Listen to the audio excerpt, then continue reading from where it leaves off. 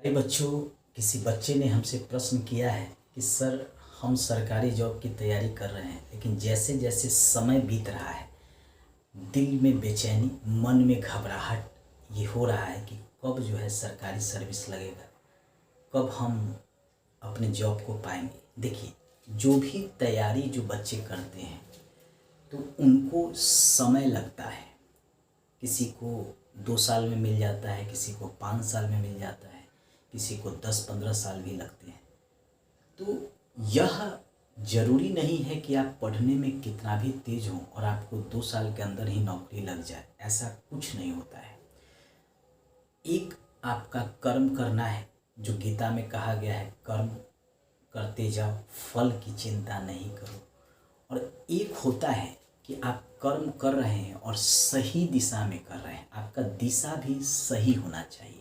ये नहीं कि आपका दिशा गलत है और आप कर्म कर रहे हैं तो उसका फल आपको नहीं मिलने वाला है। अब आप सही दिशा में भी कर्म कर रहे हैं और उसका फल मिलने में आपको समय लग रहा है, तो इसका अर्थ है कहीं ना कहीं कमी है।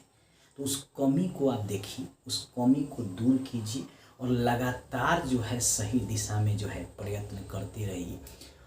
1 साल, 2 साल, 3 साल, 4 साल, 5 साल के बाद जो है आपको सफलता कहीं ना कहीं मिलेगा।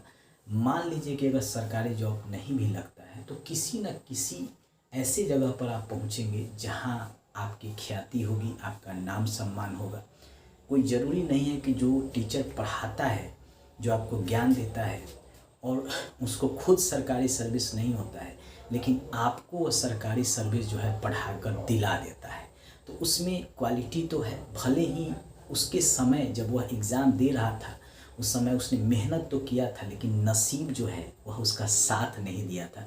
कभी कभी भाग्य का भी होना ज़रूरी है। गीता में भाग्य के बारे में भी एक जगह कहा गया है, कर्म आप कर रहे हैं और भाग्य भी आपके साथ है, तब जाके आपको सफलता मिलता है।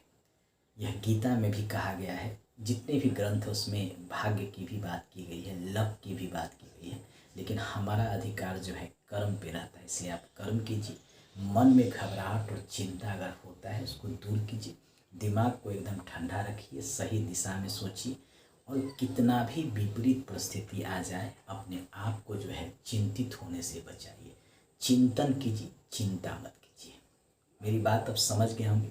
नेक्स्ट वीडियो में किसी और वीडियो के साथ हम मिलेंगे। बाय बाय दोस्तों।